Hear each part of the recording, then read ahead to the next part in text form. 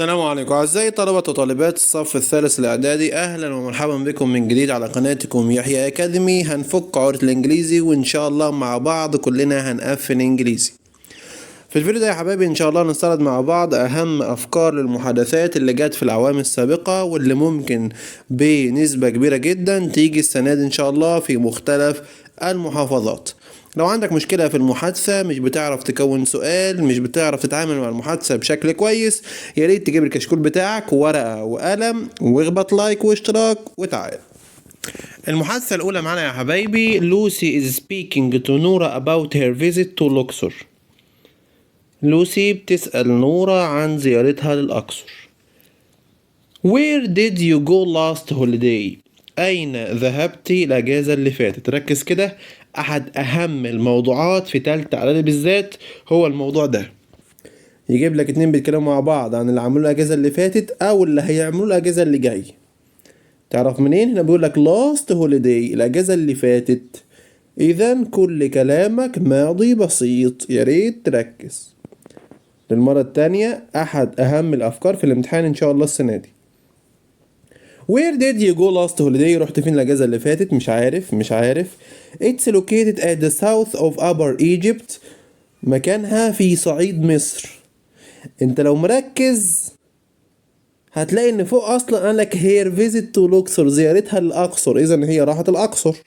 طب ما خدتش بالك لو نزلت برضه تحت تاني بتقولك ان هي زارت ايه؟ معبد الكرنك ووادي الملوك اللي هم اصلا فين؟ في محافظة الأقصر. وبالمناسبة تحياتنا لكل حبايبنا في الأقصر.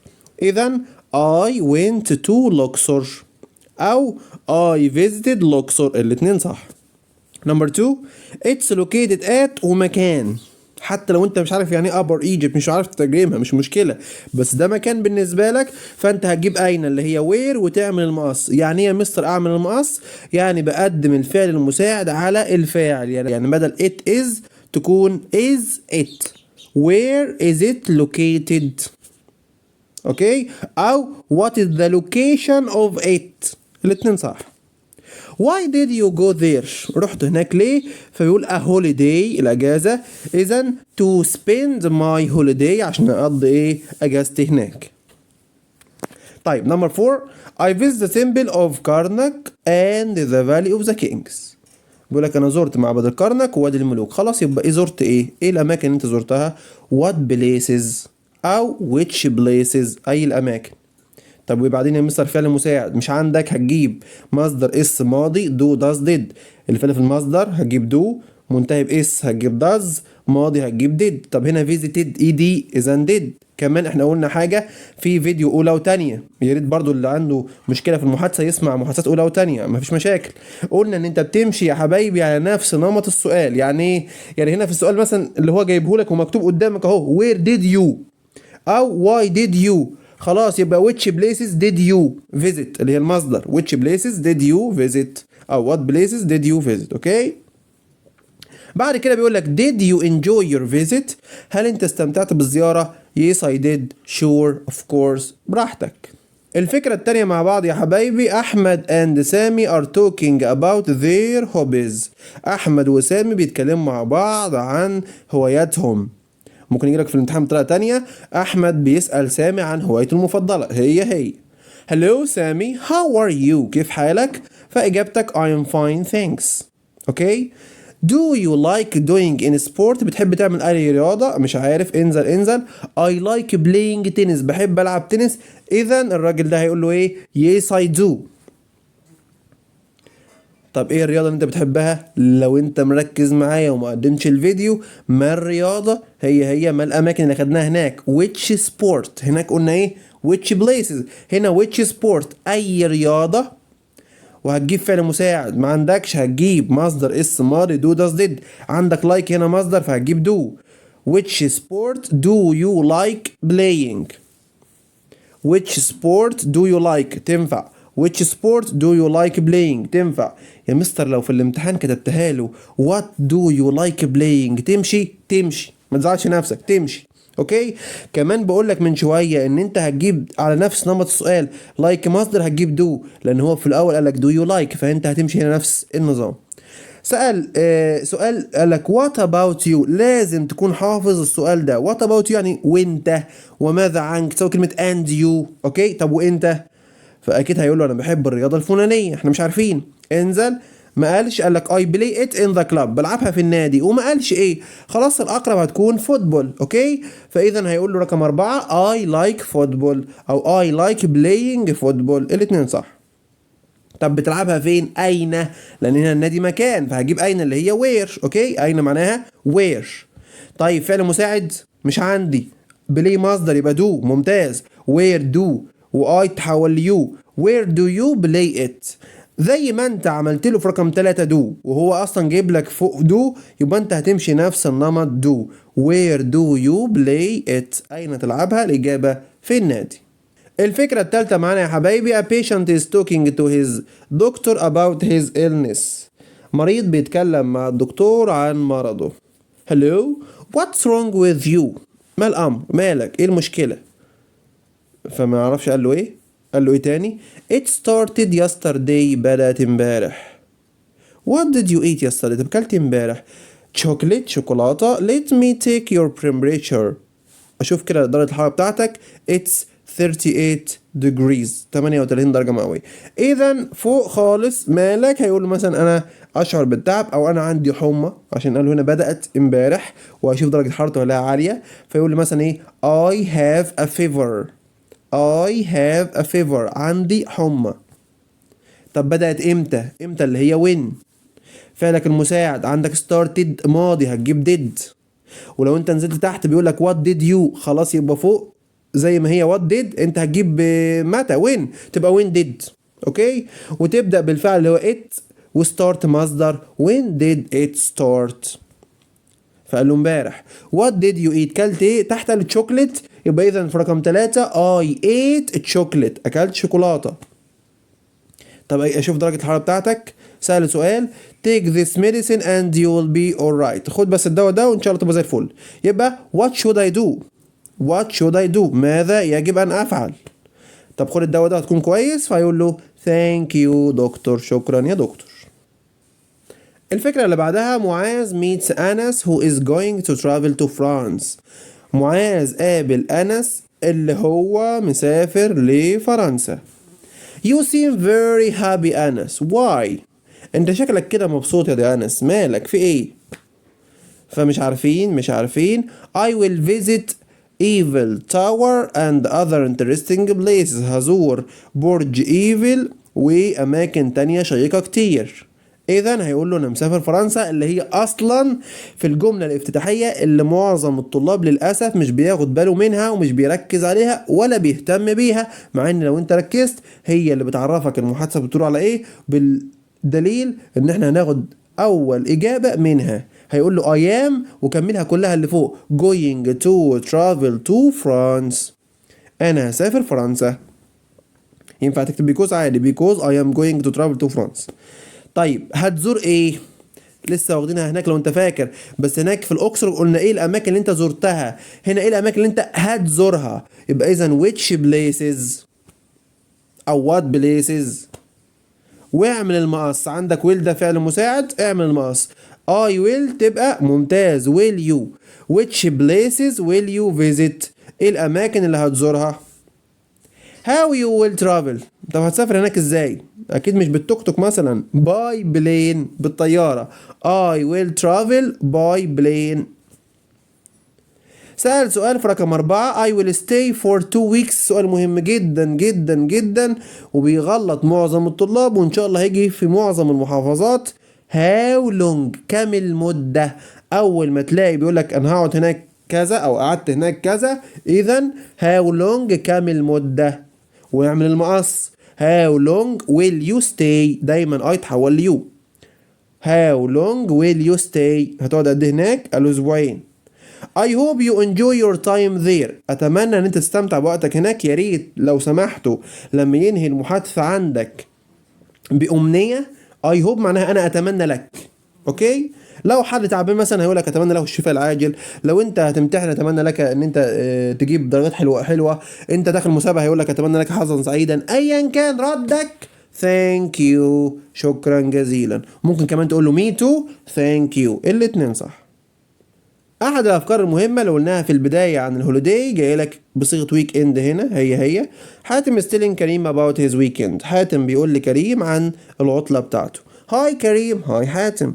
where have you been؟ ايه يا عم كنت فين، محدش شايفك. فمش عارفين قال له ايه، فقال له to the country وعلامه تعجب وانت مغمض اكتبها فوق. اول ما تلاقي حاجه زي كده مكان او زمان او اي حاجه وعلامه تعجب هي اجابه اللي فوق على طول وانت مغمض.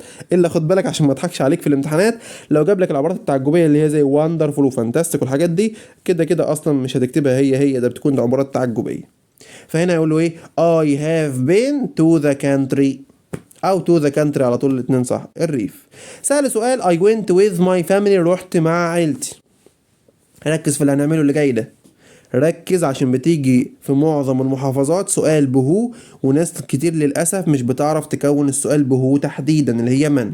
خد بالك هو أحيانا تجيب لها فعل مساعد وأحيانا ما تجيبش، عادي الاتنين صح. يعني مثلا ممكن أقول إيه who went with you، مين راح معاك. تمشي بس هي الحالة الأضعف بس تمشي. إيه الحالة الأفضل من كده؟ في اتنين، تجيب with في الاول او في الاخر، هنخليها في الاخر. فاقول هو، هسأل سؤال عادي جدا ما تقلقش منه، هو اللي هي من. طيب انت عندك I went ده ماضي، يبقى انا عايز did. who did.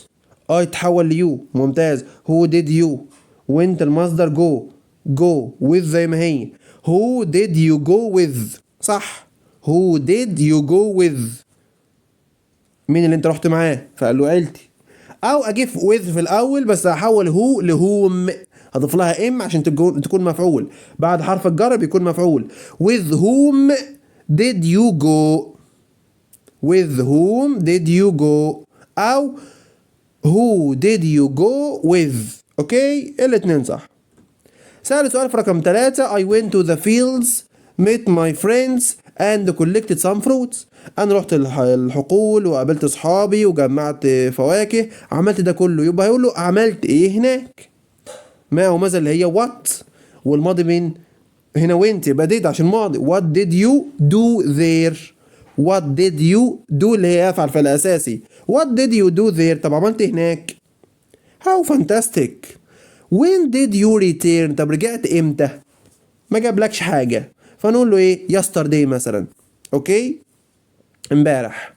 do you like the country، انت بتحب الريف. قال له it's wonderful رائع. اذا yes I do او sure او of course كله صح. الفكرة اللي بعدها مالك وجمال بيتكلموا عن sports اللي هي رياضة. can I ask you some questions. محافظات كتيرة جدا يا حبيبي كل سنة بتيجي بالدخلة دي. can I ask you some questions، ممكن أسألك بعض الأسئلة أو لا، بس أكيد في الأغلب 99% عشان المحادثة تكمل. yes you can yes of course sure go ahead go on here you are، أي حاجة من دول صح. سأل سؤال my favorite sport is football، الرياضة المفضلة بالنسبة لي كرة القدم. إذا ما هي رياضتك المفضلة، ما اللي هي what، واعمل المقص what's your favorite sport، ما هي رياضتك المفضلة. where do you play it، بتلعبها فين. in the club أو I play it in the club، في النادي. do you like basketball أو لا. انزل تحت كده I play it once a week، بلعبها مرة في الأسبوع. إذا أيوة yes I do. سأل سؤال بلعبها مرة، أول ما تلاقي مرة مرتين 3 دايما أحيانا اسأل بهاو أوفن اللي هي كم مرة، هاو أوفن. وهتجيب فين المساعد اللي هو do عشان بلاي مصدر. how often do you play it، how often do you play it. المحادثة السابعة والأخيرة يا حبايبي في الفيديو ده، واللي هو بين قوسين كده الجزء الأول. أيوة زي ما سمعت إن شاء الله هنعمل جزء تاني قريبا إن شاء الله. في الفيديو فعل الجرس عشان يوصلك الفيديو قبل أي حد. سامي is talking to علي who has been to Cairo. سامي بيتكلم مع علي اللي كان في القاهرة. حالنا شبه الفكرة دي اللي كان في الريف، بس هنا الأسئلة مختلفة شوية. هلو علي، أهلا يا علي. where have you been، كنت فين. أهلا سامي، أنا كنت في القاهرة. سأله سؤال أنا بس بالأتوبيس. وبعد كده why did you go there، ليه رحت هناك. يبقى فوق كيف ذهبت إلى هناك، ذكائك يعني كيف هاو، شيل واي وحط هاو بس كده وكملها كلها. ما انت لازم تشغل مخك في الامتحان ان انت بتمشي على نفس نمط السؤال اللي هو جايبه لك. يعني مثلا هنا why did you go there، ليه رحت هناك، انا عايز اقول كيف ذهبت الى هناك، شيل واي وحط هاو. how did you go there، كيف ذهبت الى هناك. ممتاز بقى له بالباص. طيب ليه رحت هناك، عشان اشتري ايه. طب بص على كده a new car وعلامة تعجب، اذا فوق a new car to buy a new car عشان اشتري عربية جديدة. That's great، رائع. سأله سؤال في رقم 3 فقال له it's 150,000 pounds and it has 30% discount. كانت ب150,000 وعليها خصم 30%. إذا بكام؟ how much is it والماس how much is it أو how much does it cost، الاتنين صح. I think it's، اعتقد ان هي، مش عارفين هيقول رأيه فيها غالية رخيصة اي حاجة هنشوف. yes ايوه it's not expensive، دي مش غالية and you not وانت كذا. اذا فوق قال له ايه، اعتقد ان هي مش غالية. I think it's not expensive، هي اللي هي تحت، اعتقد ان هي مش غالية. او ممكن حد يكتب I think it's cheap، رخيصة او سعرها كويس. Yes it's not cheap and you are right، أنت محق أو أنت على حق. أوكي. وبكده يا حبايبي نكون الحمد لله وصلنا لنهاية فيديو النهاردة. يا ريت نكون استمتعنا واستفدنا، وإن شاء الله بوعدكم في جزء تاني من المحادثات الخاصة بتالتة إعدادي تحديدا، وهنعمل كمان فيديو لفك عقدة سؤال القطعة الصغيرة والقطعة الكبيرة والباراجرافز، وهنعمل فيديو كامل فيه أكتر من 100 جملة على الجرامر هنحلها مع بعض ونشرحها. إن شاء الله هنكسر الدنيا في الفترة اللي جاية، وكمان هنعمل أكثر من لايف معظم المحافظات. يا ريت تكتبوا لي تحت الفيديو ده في اي كومنت ايه اللي انت محتاجه الفتره الجايه. كمان اكتب لي ميعاد امتحانك والمحافظه بتاعتك عشان نعمل لايف يلم الجميع ونكون في معظم المحافظات. مثل العام الماضي كان معايا السنه اللي فاتت في ثالثه اعدادي كان عمالقه في اللغة الإنجليزية، يا رب يوفقهم في أولى ثانوي، واللي كمان إن شاء الله مش هنساهم وهعمل لهم فيديوهات جاية إن شاء الله. اللهم علما ينتفع به، وأشوفكم دايما يا حبايبي في أعلى المناصب والدرجات، وإن شاء الله من ال10 الأوائل كل عام. في أمان الله، والسلام عليكم ورحمة الله وبركاته.